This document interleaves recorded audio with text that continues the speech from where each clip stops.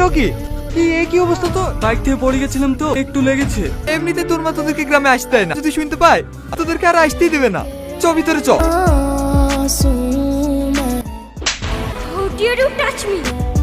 অশিক্ষিত গায়ে ভূত একটা don't have any manners. আরে রাখো রাখো, লজ্জা পেতে হবে না। টাকা পেলে তোমাদের মতো করবে, খুশি হয়। আর তাছাড়া ওদের অবস্থা দেখে মনে হচ্ছে টাকাটা তোমাদের প্রয়োজন, রেখে দাও।